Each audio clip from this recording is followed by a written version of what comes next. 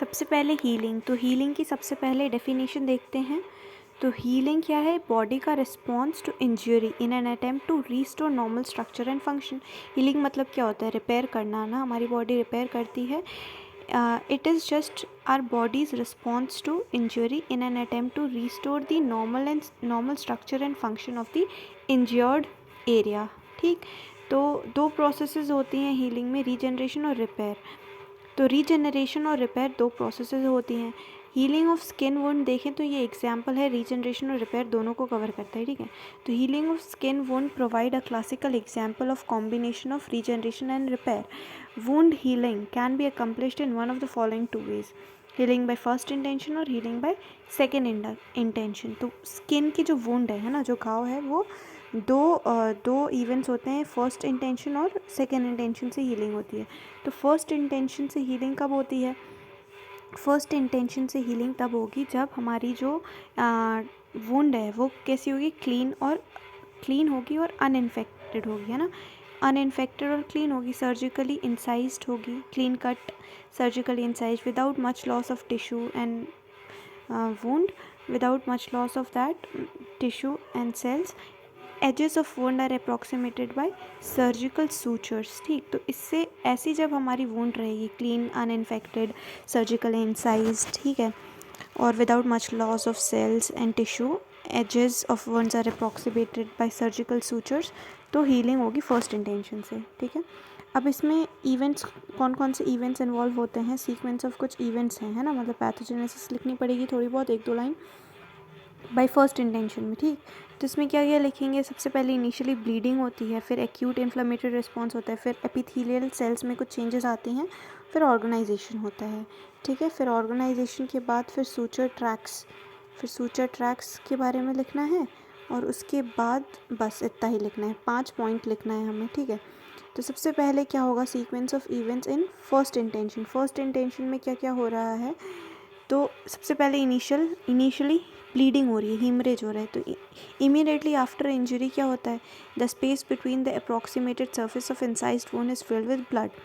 ठीक है, जहाँ पे भी कट लगा है, the space between the approximated surfaces of incised wound is filled with blood, blood से फिल हो जाए, which then clot and seals the wound. वो जो ब्लड है वो फिर वो क्लॉट कर जाता है और वो वुंड को सील कर देता है। ठीक है, ताकि वहाँ पे डिहाइड्रेशन और इन्फेक्शन ये सब ना हो।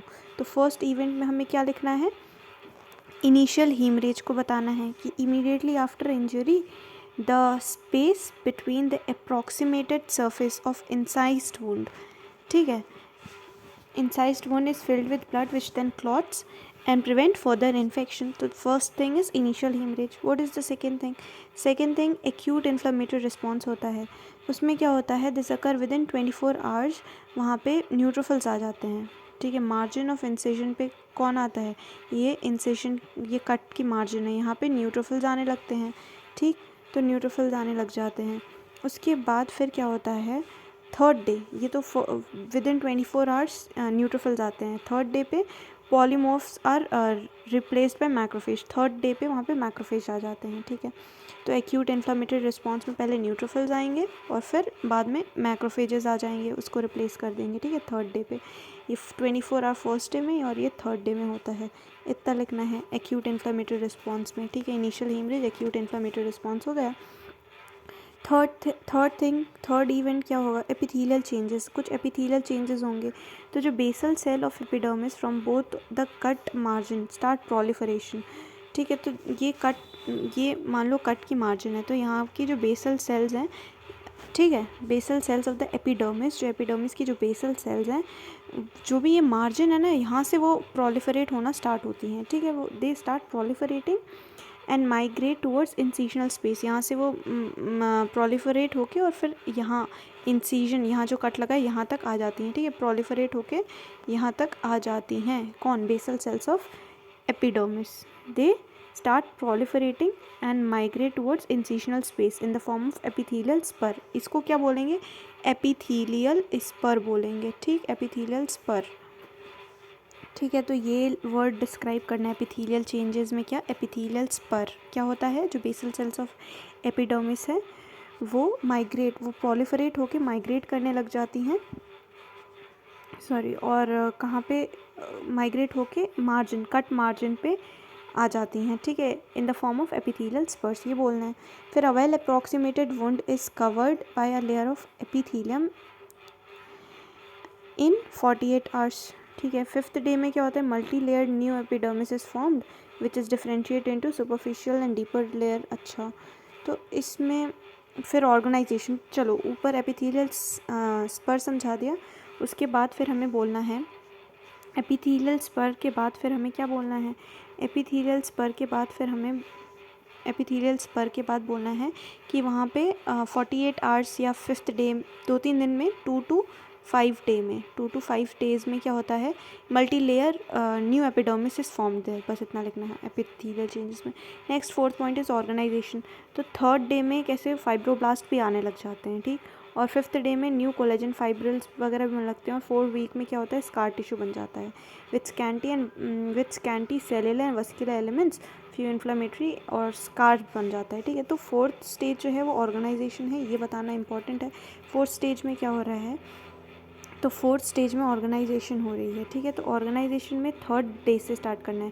थर्ड डे में, सॉरी यहाँ पे लिख देती हूँ, तो थर्ड डे में फाइब्रोब्लास्ट आ रहे हैं, और फिफ्थ डे में क्या हो रहा है, न्यू कोलेजन फाइब्रिल्स, वहाँ पे कोलेजन फाइब्रिल्स डिपॉजिट हो रहे हैं, ठीक है, वहाँ उस जहाँ पे भी कट लगी है, ठीक है।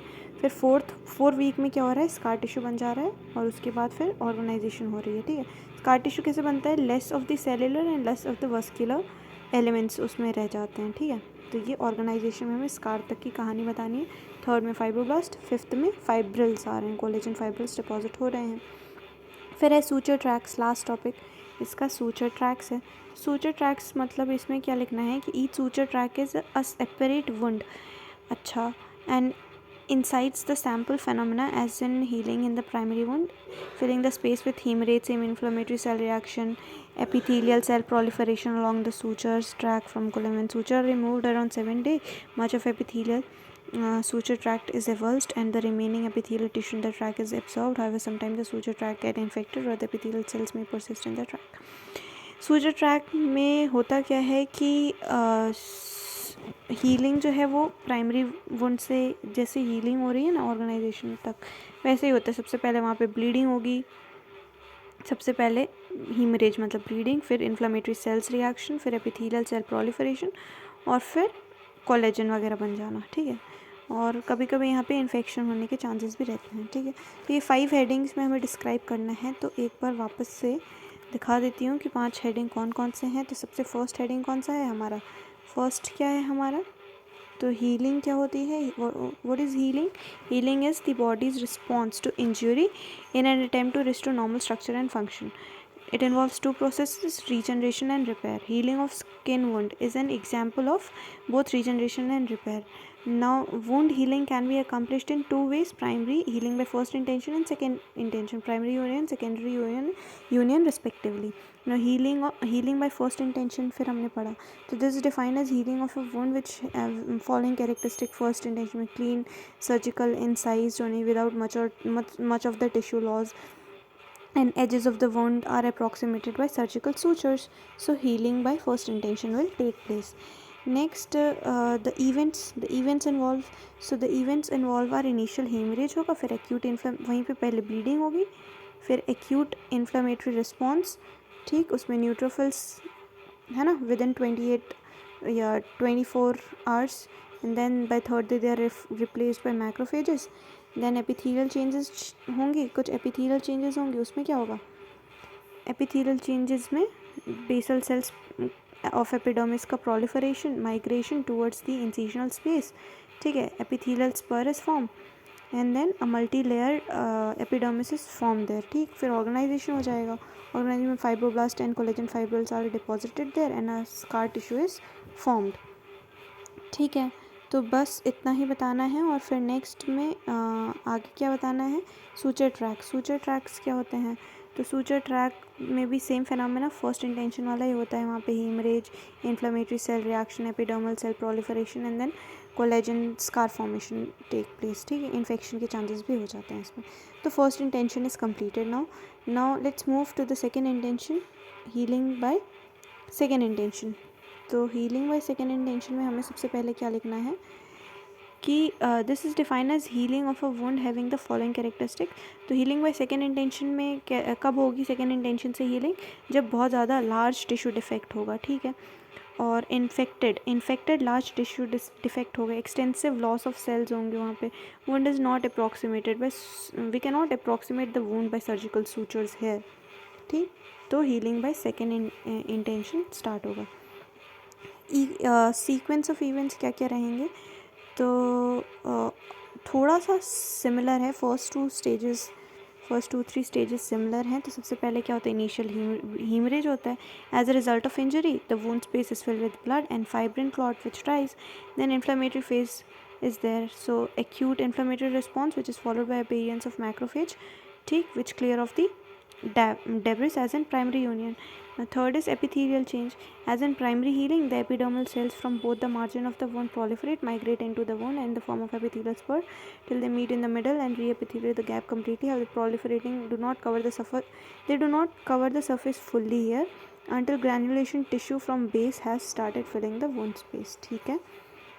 तो एपिथेलियल चेंजेस में एपिथेलियल स्पर वाली जो चीज़ें हैं, है ना, वो तो सेम है, बट यहाँ पे जो वहाँ पे क्या पूरा का पूरा ही एपिथेलियल सेल की एक नई लेयर बन जा रही थी प्राइमरी यूनियन में, पर here fully it does not cover, ठीक है। तो until unless the granulation tissue fills the wound, ठीक। तो फोर्थ स्टेज है हमारा ग्रैन्युलेशन टिश्यू का, ठीक है। तो फोर्थ स्टेज में है ग्रैन्युलेशन टिश्यू। ग्रैन्युलेशन टिश्यू में क्या होता है कि main bulk of secondary healing is by granulation. Secondary healing का हॉलमार्क फीचर इज ग्रैन्युलेशन और may be the wound contraction, ठीक है। तो main bulk of secondary healing is by granulation. Granulation tissue is form by proliferation of fibroblast and neovascularization from adjoining viable element. तो granulation में main चीज़ क्या है? Fibroblast का बनना और न्यूवस्कुलराइजेशन। न्यू मतलब न्यू, ठीक है, वस्कुलराइजेशन मतलब ब्लड वेसल्स वगैरह। तो new vascularisation and proliferation of the fibroblast, these are the main thing, ठीक है। तो ये हो गया main bulk of secondary healing is by granulation. Granulation tissue is form by proliferation of fibroblast and new vascularisation, clear है। Now next thing is granulation tissue देख लिया हमने, fourth stage. Next stage is wound contraction.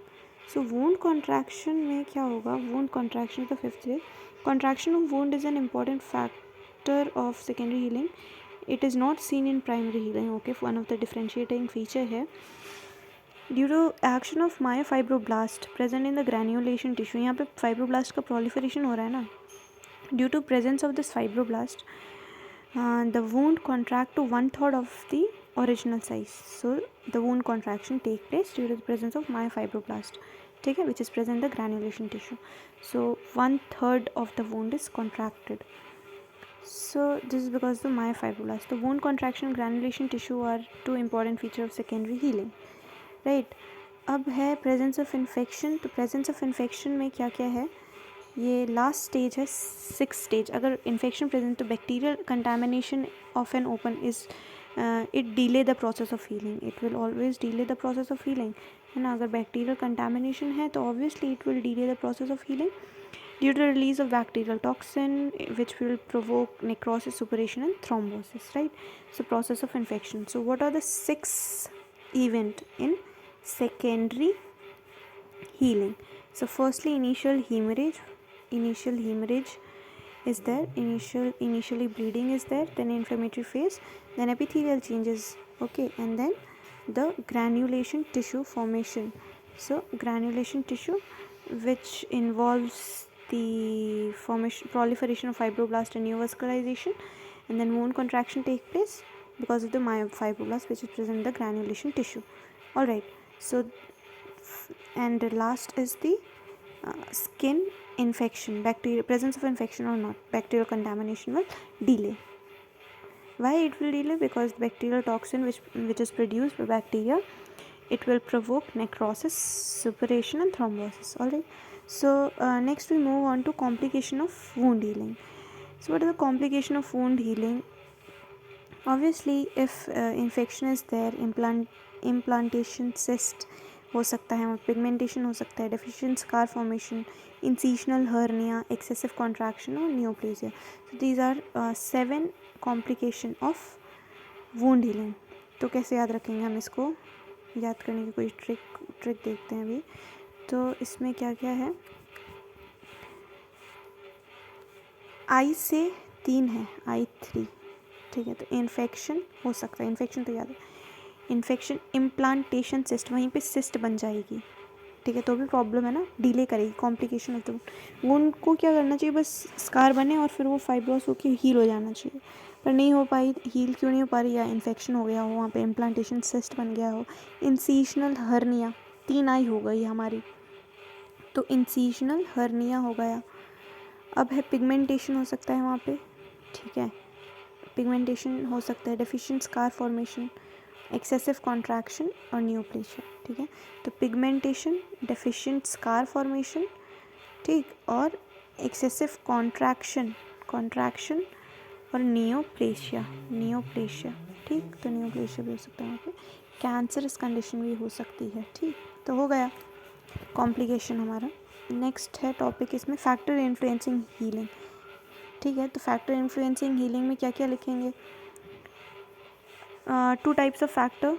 Local factors कुछ होते हैं और कुछ systemic factors होते हैं. लोकल फैक्टर्स में क्या क्या होगा? Infection, poor blood supply, foreign body अगर वहाँ पे प्रेजेंट होगा, मूवमेंट जो है वो डिले करता है, यूवी लाइट, आयोनाइजिंग रेडिएशन, ये सब डिले करते हैं कुछ. ये लोकल फैक्टर्स हैं. Infection, blood supply, foreign body movement, ionising radiation etcetera. तो सिस्टमिक फैक्टर्स में age, nutrition, systemic infection like diabetes mellitus always delay the wound healing, right? Uncontrolled diabetes यहाँ से अलग से मेंशन कर रखा है. Administration of glucocorticoids, steroids, हेमाटोलॉजिक abnormalities, blood में अगर प्लेटलेट डिसऑर्डर है, ये सब है, तो ये भी डिले करेगा. ठीक है, तो ये कुछ सिस्टमिक फैक्टर्स हैं, एज, न्यूट्रिशन वगैरह, सिस्टमिक इन्फेक्शन वगैरह. तो हीलिंग जो है अगर वो 10 मार्क्स में आती है, हीलिंग जो है वो अगर 10 मार्क्स में आती है, तो हमें क्या क्या लिखना है? हीलिंग की डेफिनेशन लिखनी है. What is healing? अब तो हमें पता होना चाहिए हीलिंग क्या है. बॉडी का response. It is body's respond to injury in an attempt to restore normal structure and function. It involve 2 processes, regeneration and repair. ठीक है, तो हीलिंग क्या है? It is the body's response to injury. Injury जब हो जाती है तो बॉडी का एक रिस्पॉन्स होता है in an attempt to restore normal structure and function of that injured part, है ना. It involves 2 processes, regeneration, repair, and then start with the heading healing of skin wounds. Now, healing of skin wound provide a classical example of combination of regeneration and repair. Wound healing कैसे? It can be accomplished by 2 ways: primary union, secondary union, first and second. Explain the first.